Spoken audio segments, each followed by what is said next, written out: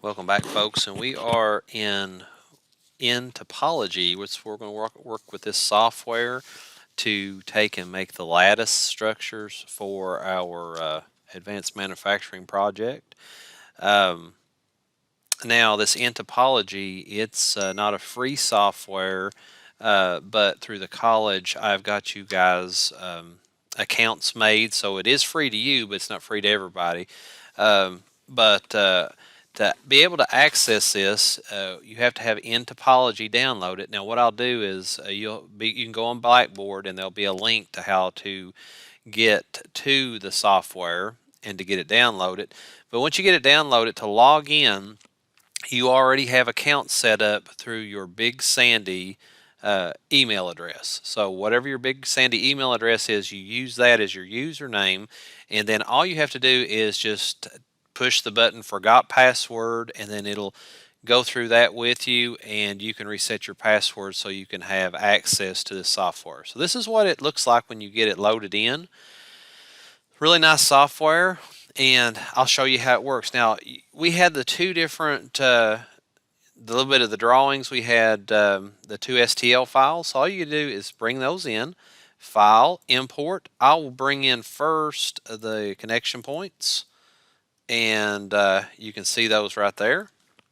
Now on this software, instead of smashing your wheel down on your mouse to be able to rotate this, that is your pan, and then the right mouse button lets you take and rotate and orbit. Okay, so there's that part, and then file, and then you're going to import in your center part of it, just like that. Now these are different bodies, okay, and we've got them up here, and I'm just going to minimize them right there, just like that. And these little buttons right here is your visibility. I don't want those on right now. I'm just going to deal with this because this is the area that I'm going to put my lattice structure in. So to put my lattice structure in, it really is going to take triangulation. You see the triangulations in here? This is not a great triangulation. We could leave it like that, but it's going to make our lattice look kind of silly.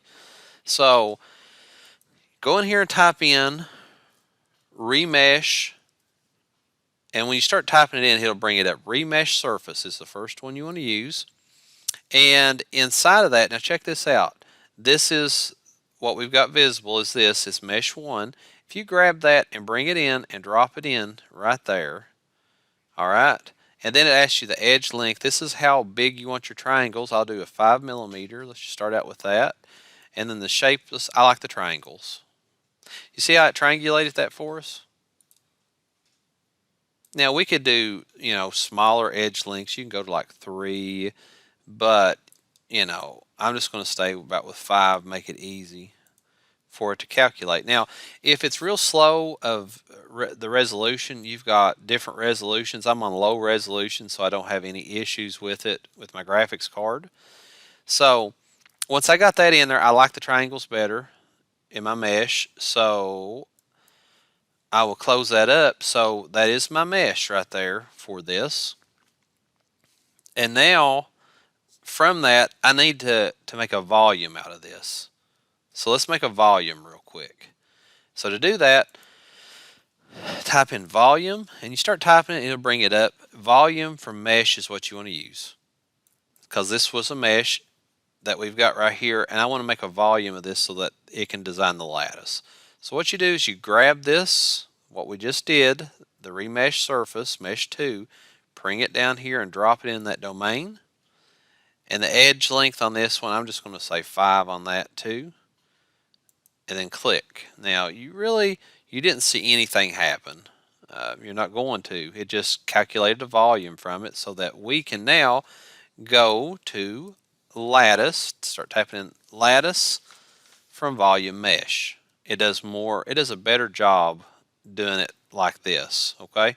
So click on it, grab that volume mesh, bring it in there, and boom, you see now there is your lattice. Isn't that pretty cool? So At this point, I want to thicken this lattice up a little bit. It's just real thin lines right now, but I want to give it a thickness, and you could do it by lattice here and go over here to thicken lattice, or you could type it in.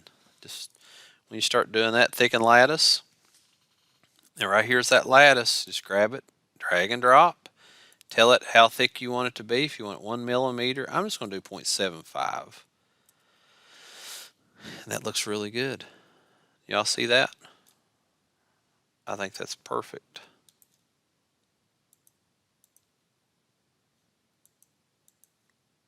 All right. So now we're to the point we're ready to join it with our connection points. And I've had those turned off the whole entire time up here. You see this? When I click on there, it brings those up. The thing of it is this software, they call like this lattice structure an implicit body. Okay, the lattice structure is an implicit body. But this right here is a mesh. They're two different things. And to be able to join this to this, they both have to be implicit bodies. This is, but this isn't. We've got to convert this. And to do that, all you have to do is come up here now, and you can actually just turn those off for the time being. You don't have to, but I can go implicit body from mesh, just like that. And I come up here and grab this one and drag and drop it there. Now, do you see how it turned it into an implicit body? Now kick my lattice back on, and we've got that. Now let's join them together. And this is a Boolean Union, and some people call it Boolean, some call it Boolean.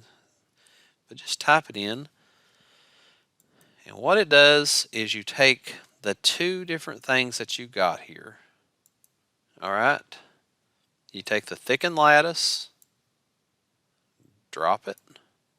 You take the implicit body, and you drop it. Okay. So now this is a union. You kind of come in here and you can kind of see how it looks. And it will look better when you do different resolutions. It'll kind of clean it up a little bit more. So you see how that cleaned it up quite a bit. And if you go on a little bit higher, you know what I mean, it'll make it continue to look a little bit better. So we've got all that done.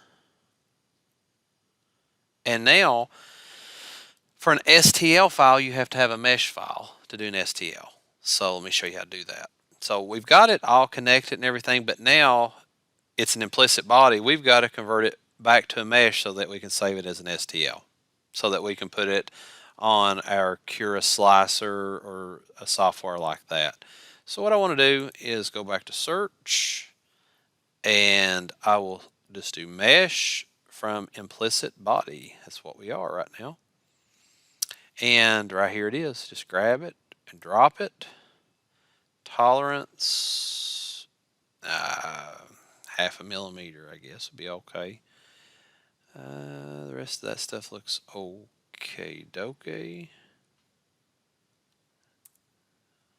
Looks good, because the rest of it's optional. We're in good shape. So when that's sitting there computing this, I want to go back to low resolution. Makes it a little bit easier to compute. And now all we have to do is to export this mesh into an STL. Okay, so right there it just it made your mesh. It's kind of hard to see right there.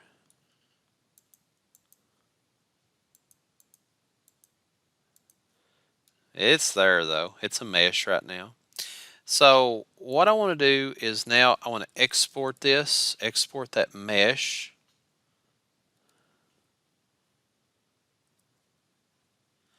Export mesh.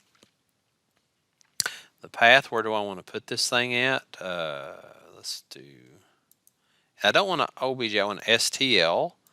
And I want to name this one complete connector. You know, that's made a name for it. Save that. The mesh that we want to use is this one right here.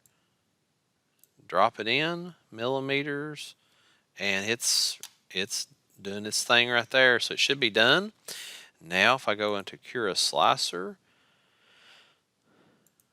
right here, we'll load that thing in. Okay, and complete connector, open, and let's see what this thing looks like.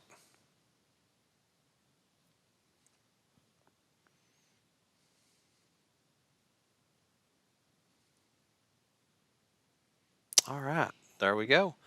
So if you were doing that in project, let's click it, and we can take and rotate this thing around a little bit so we can see it a little bit better.